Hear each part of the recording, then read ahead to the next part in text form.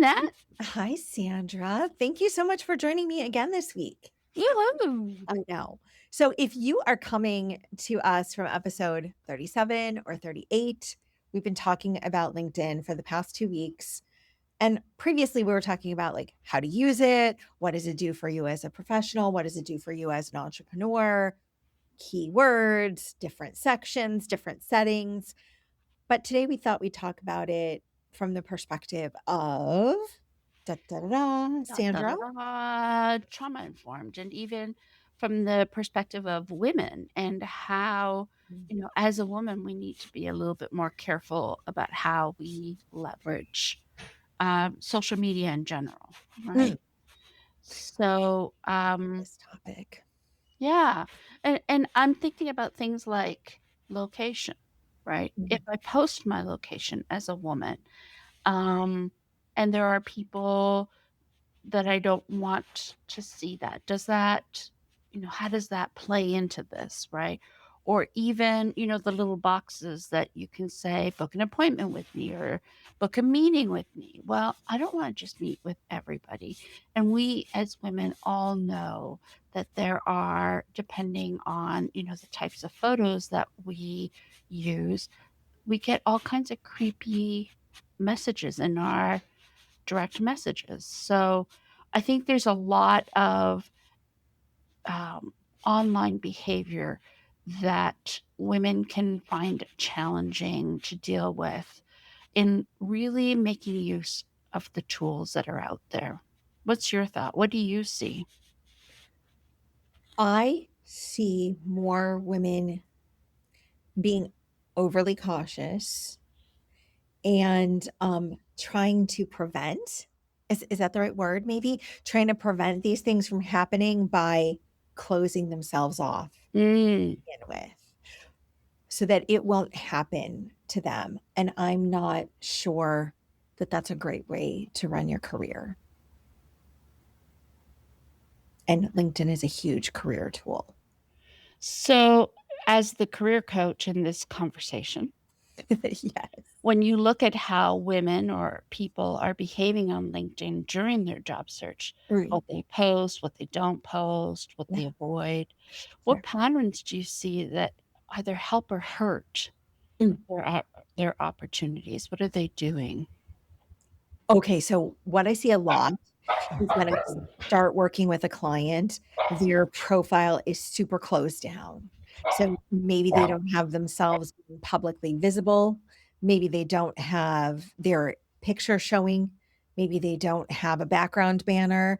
So, it's the equivalent of shrinking and sitting at the table in the seat that's farthest away from everybody else. And it's not because they don't think they're not good enough, but they're worried about what others might think of them. Yeah, I can totally see that. Mhm. There are times when I feel that way myself. Sure. I think we all run into that when we feel that way. Hopefully, there's enough padding we can put in between how we get reached, how we get connected to. And there's enough tools on LinkedIn, especially where you can block somebody or mute them. Although it's an extension of your actual self, it is not actually you. Mm. So let's remember that. I don't know if that's really trauma informed or not, but I also don't want you to not get the opportunities that your peer would get because they believe they deserve to be out there and be their authentic self or replication of that on LinkedIn for careers and opportunities.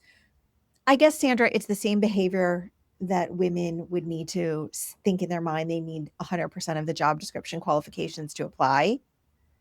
And most men think, 50, 60%, and that's enough. I'm going to apply and take my chances. Mm.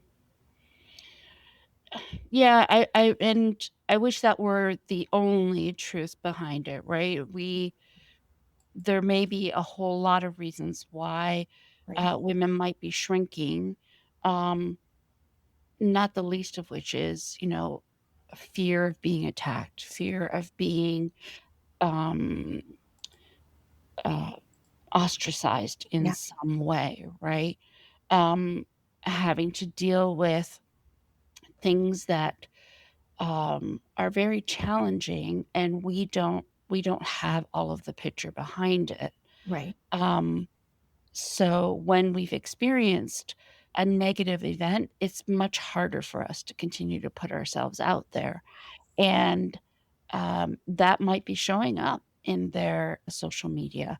So, one of the things that I would like to invite our listeners is if they see a colleague, male or female, um, who beyond knowing what to do, I mean, they know what to do, but they don't seem to be putting that into place, and we cannot figure out why. Mm, That's a great opportunity to have a conversation with them. And if something other than, "Oh, I didn't know that that's what I was supposed to do," or "I don't have time," if there's something coming up that might be triggering a conversation around safety, that's really the time when they should be doing some deeper, mm, referrals to a therapist or a coach or maybe to internal HR if they're being harassed in some way. yeah, especially if it's happening as being part of, a company, being at a certain employer. Mhm. Agreed. And as far as having a bad experience, I agree. There are some people that have had some very bad experiences in life.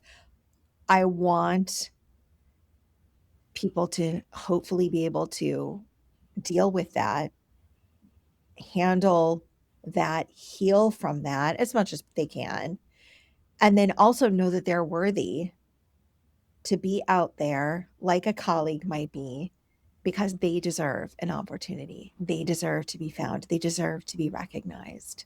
Yeah. Yeah. And I think that that's one of the reasons you and I work so well together, because it's not oftentimes what's preventing someone is the story they've made up in their head, right? Mhm. And that could be part of a trauma, but Mhm. it or a could be a part of an experience that they had. Um, and so one of the things that I know that we do really well together is figure out where is the problem, right? Is the problem in the work? Is the problem in the knowledge? Or is the problem really deeper than this so that the person can get the right support? Agreed. Don't always know, right? I'm not sure that the person always knows that we're working with, Absolutely. right? Absolutely. So So, is it a limiting belief? Is it a story we're telling ourselves? mhm, Um, do we think it's a limiting belief and it's a trauma? Is it something we've seen happen to other people? Like, so we've witnessed how so and so at work had this happen to her, and we're like, "Ooh, I don't want that to happen to me." right. Right, Yes. and oftentimes, especially from our vantage point of being outside of organizations, right, Yeah. we also bring the perspective of saying, "You know what? I've seen a lot of people coming out of your organizations who tell me the same thing," Mm. right? Yes. And what if it's an organizational limitation Right. or, A structural problem oof, yes. or a systemic problem. Yes. Or a, a informal systemic problem, right? Maybe it Mm, has nothing to do with official company culture, but maybe it's just the way we do things on this team. yes, exactly. Mhm. So when you help your clients with their LinkedIn profile, where do you see that self-doubt or their past experiences influencing how they're describing themselves? And I love the LinkedIn profile part because it's a culmination of events that get us mm, there. So initially, we've done the what do you want to do next? Who do you want to be conversation. And then we've completed their resume, which is a great exercise in thinking about what have I done? That's amazing. How am I speaking about what I've done? What are my numerical accomplishments? Right. How do I give quantitative, that's the right one. How do I give quantitative data instead of just qualitative data about it? And then now that we have this great resume that talks about how awesome they are, then we're on to LinkedIn. So it's been a lot of gradual confidence building steps. And I don't call them confidence building steps. I don't ask them if they feel more confident now. They do grow more confident though, because they see themselves on paper as somebody else will look at them. Mm. And these are facts, right? I love the book Brag Better by Meredith Feynman. Ooh. And this is a paraphrase. I don't know if she actually says this in the book. This is how I internalized what she says. So I attribute it to her. I don't know if it's an actual direct quote, which is, it's not bragging if it's true. Because it's simply a fact that you did this. You turned in this amount of results. You raised this amount of money. You improved the average speed of answer, XYZ. So we've done all of that. And now it's time to say, okay, what pieces of this accomplishments document, what's on your resume, belong on your LinkedIn profile? And then that's an iterative process. So many times we don't put like a lot of the specific numbers there, but we just enough to entice people to give them a call. And then the exercise that's most difficult is when we talk about going public.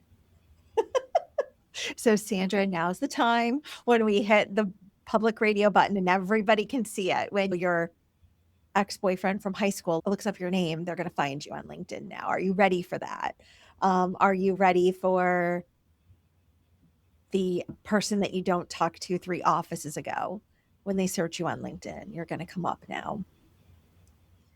So that piece of the conversation is probably what's most uncomfortable, and then followed very closely by their profile picture that they're putting up, Yeah. Yeah, which we absolutely, talked because about. that brings up so much, right? Yes. It brings up so much about how I feel about myself, Mhm. the amount of weighting that I give to somebody else's opinion, the stories that run through my head about the individuals, and I don't know about you, Annette, but for me personally, the stories that run through my head are usually the 1 or 2 or 3 or 5 people that were most problematic, Mhm. not the 75 people I promoted, not the 32 people who are in their dream jobs because I worked with them, not the people who rate me as their best leader Yeah. in their career. Yeah, no, it's the 3 or 5 people who have bad stories to tell about me, and those are the ones that stick, and those are the people that I worry about most. Do you see that in your clients as well? I do. I think I see that in almost everybody Yeah, I interact with. yeah. And you and I talk about this mindset shift all the time. And I know you don't love the word mindset regardless. Perspective shift. Let's talk about that. So I think we can go into a situation worried about what's the worst thing that could ever happen. Right. Ooh, that's catastrophizing. So easy, kind of fun. But it's much more difficult to say what's the best thing that can happen. Mm, So that's the question that I start with is what is the best thing that can happen from this LinkedIn profile being revised, you being public, you being out there? What could that best thing be? And of course, the best thing that can happen is they get a new opportunity and they're happier and it meets their goals.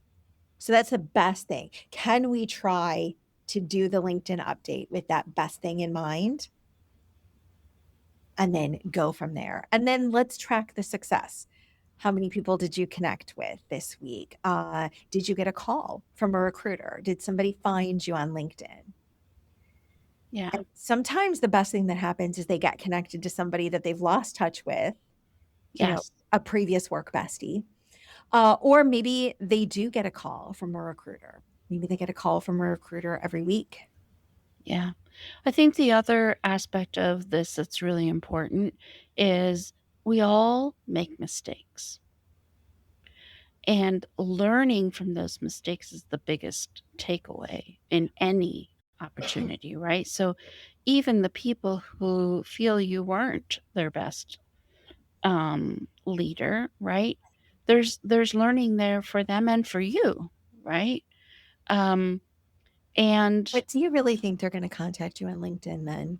oh, I don't know. Probably not. Probably not, but that's where we spend a lot of time focusing, and so I think the best thing that we can do to help ourselves when we find ourselves in those situations is to remember, where were we in our careers when those things happened? No. Oftentimes we have horror stories about our first leadership opportunity, right? There Well, should be horror stories from yeah, we that. were learning, right? Right.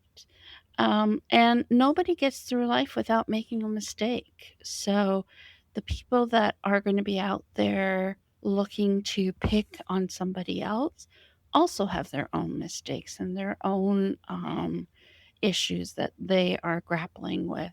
And I think that and I say this to my kids all the time, the truth reveals itself, Mm. right?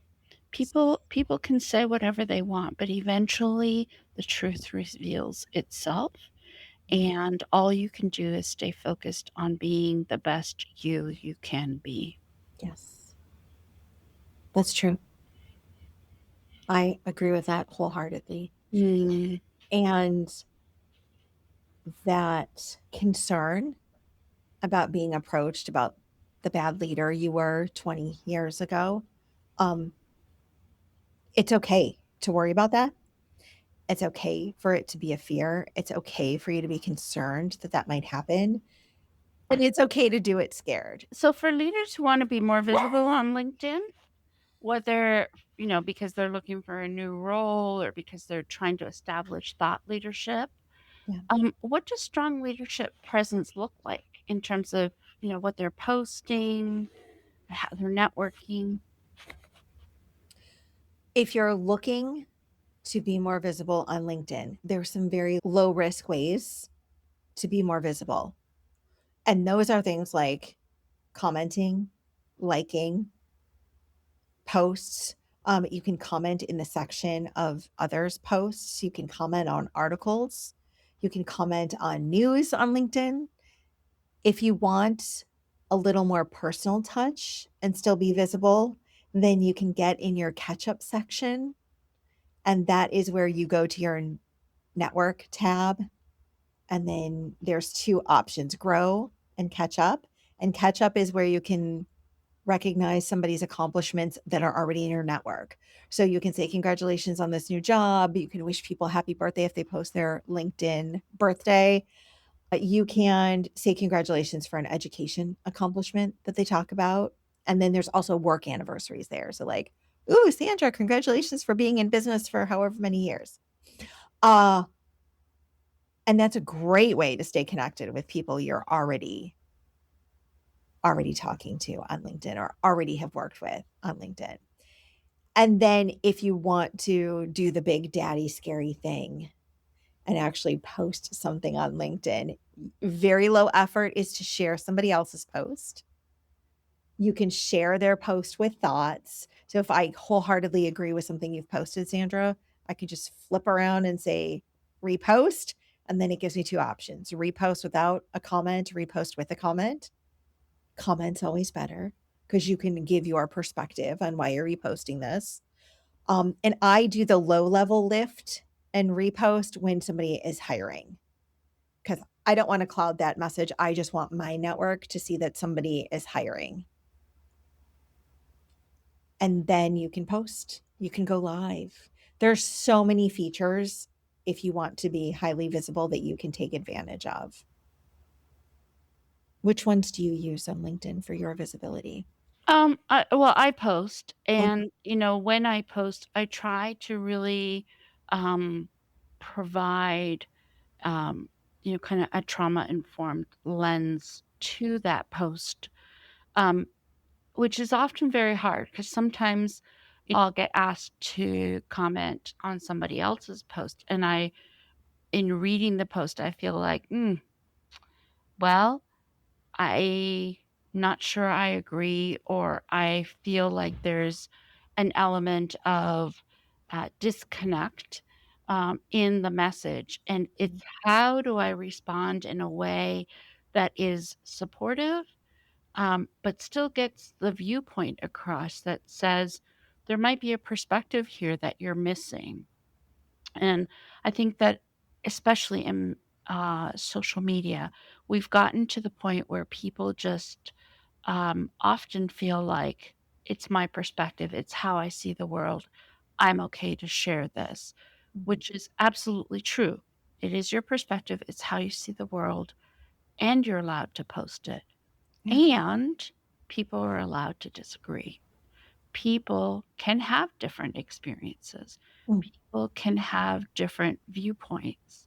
So, how you as a leader demonstrate that you are aware that other people maybe don't have the same experiences, mm, that perhaps other people see the world differently, and how do you respond in a polite, thought provoking, and engaging way to invite others to see things from a different perspective. mm, I think that's really important, especially as a leader, is to leave yourself open to having others share a different perspective while still encouraging discourse and inviting curiosity. Like, why do they feel that way? What's their experience been?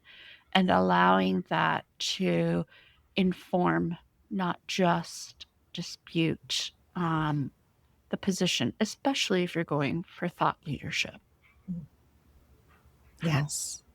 Sandra, would you, for the audience, and I know this is kind Yeah, of late into this conversation yeah. to ask this question, but can you give us the definition of trauma informed? I think I understand it, and I've known you long enough that I think I understand it, but now I'm not so sure. I'd like to Mm. understand better.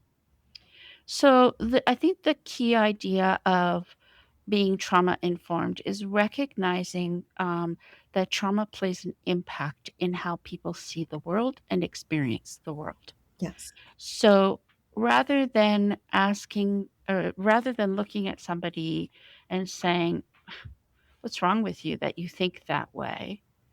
It's to invite curiosity and say, "Gee, I wonder what life experiences caused this individual to feel that the way that they feel," and recognizing that what might be happening may be happening because there's a deep wound, may be happening because there's something in their life story that caused them to feel the way that they feel, Mm, and that experience might be completely different than your own. So, as an immigrant, I immediately have a life experience that's different than somebody who was born in the United States. And mhm, I'm not just an immigrant once, I'm an immigrant twice. right. Um, when you are coming to a conversation as a woman, you're going to have a different perspective than a man, and not just because you may come from different political divides, but simply because your life experience as a woman means that certain things have happened to you that may or may not have happened to that man in the conversation. Mhm, Certainly, when you come to the conversation with any kind of sexual identity, LBGT, you without uh, with some kind of label, shall we say, mm, then you're automatically going to have a life experience that's different. Um, if you are neurodivergent, and by that I mean that you think differently, that you have ADD or ADHD, or you're on the autism spectrum, or you're not neurotypical, that in and of itself is going to have a number of different life experiences. And so the intersectionality of all of that, you are a white, gay, um, you know, um, cisgendered, meaning you identify as woman, um, and you're white, but you have ADHD, all of those things, and your socioeconomic status, all of that is going to color your experience. Mhm. The person that you're talking to has similar or different, that's going to create a natural distinction and a natural bias. And so coming at it with a trauma informed lens says, my viewpoint is informed by all of these things, and it is strictly my viewpoint. Your viewpoint might be very different because it's informed by all these other things that have happened to you, and leaving space for that difference to be an opportunity for conversation and curiosity and dialogue rather than finger pointing. Mhm. Mhm. That is so helpful. Thank Honoring the person and the experience on either side of the equation. Yeah, so how could I bring that honoring of somebody else that maybe I don't know well, but am connected to on LinkedIn? Um, how could I do that? How could I bring that approach to a comment or a post? Or how do you bring that into this whole conversation of the person you wanna be on LinkedIn? Mm. Yeah, so one of the things that I like to do is, especially when I disagree, Yeah. is how can I raise a different perspective without accusing or without shaming? Um, are there ways that I can say, my experience is different? Mhm.